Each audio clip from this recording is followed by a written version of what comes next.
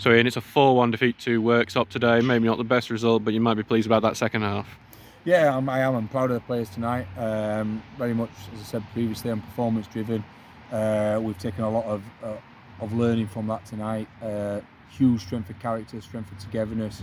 In the second half, obviously drew the second half 0-0 and hit the crossbar and had a couple of chances, limited them, which we tried to. And first half, we started very well. Tucker's goal was excellent, and unfortunately they exploited what they said they would.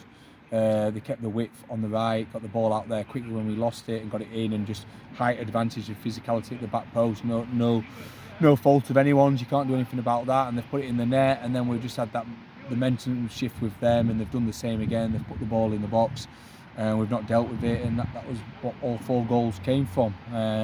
What I said at half time, I was frustrated for the players because I think the second, third and fourth they could have prevented, and when we're at our best we do prevent those goals, but they just took advantage and they were clinical. They basically got it out wide quickly, got the ball in the box. There was no finesse about it. It was just good game plan, and it worked for them. At half time we adjusted personnel, just had a little bit more height with Keegan, but we also adjusted our shape, when to press and when to hold a shape.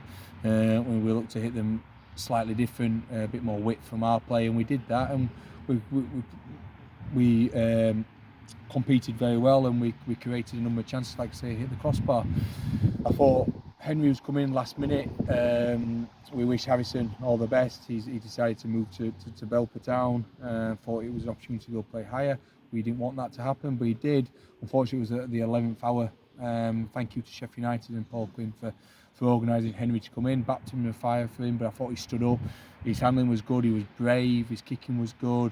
Couldn't do anything really with the goals. He's still learning the game, so I thought he did well. And then Curtis Turner, unfortunately, still not quite right for tonight. Mitch Langton thought he could play, but fitness day before his ankle went. And then Bailey Ty Baker, who's done well for us, dropped down with illness today. So there's a case of 2 in with Lee Whelan and Lewis McCaskill, and 2 out again.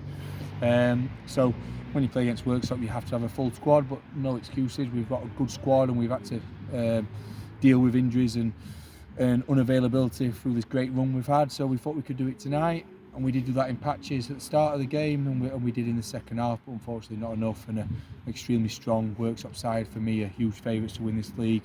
Came out 4-1 winners.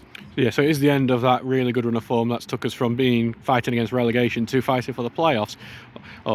How do you reflect on that run of form now? Yeah, excellent. I've just said to him there that performance second half was as good as some of those performances through that run. So a lot of learning, a lot of positives to take out of that. And what I've said to him, we've got to play Worksop once more, and it's an opportunity to see how far we've progressed between the 2 games. But I'm really confident in this group of players. Is maybe what we maybe need one more player to have a real balance across it. But when we get all our players back fit, I think we're going to be a real competitive side. Where we finish, I don't know, but in the final sort of 23 games, I think we're going to be really competitive, and we're going to do really well. I saw a lot of positives from tonight, a lot of learning, a lot of improvement, a lot of strength of character and togetherness in that second half, and we're going to take that forward. So obviously next up is Bridlington Town, who's a team it was your very first game, was Bridlington Town all that time ago. So what do you think of that team, who seem to be much improved this year? Yeah, they're good. They've done well. Yes, they've been on the wrong side of a couple of heavy defeats, but either side of those, they've done extremely well. They're a threat going forward. They have a clear way of playing. They'll try and play football. We will make sure that we stand up to that like we did tonight, and second half, and we'll try and sort of exploit any weaknesses that they think they have. As I've said in there, at this moment in time, we're not competing with Worksop, but teams like Bridlington we are competing with, so we're going to be nice and positive, nice and confident, so we can take all 3. On a bit of a lighter note to finish off what's not been the best day for us, we've seen Ashton United, one of the fellow teams against Celtic. You know what's about to come, aren't you? If with them trying to sign Erling Haaland on loan, any Premier League players not going to World Cup that you've got your eye on? No, we'll stick with the young lads from Sheffield United and give them the opportunity. No, if I saw that, it was nice publicity done. it's nice to have that non-league. It's a great thing about non-league football, that these things happen. That's why people are coming to watch it, and I hope over the next 6 weeks that we get increasing our attendances and people come down to our stadium and come and watch a good football side who are improving every week. Thanks so much, Ian. Cheers, Adam. Thank you.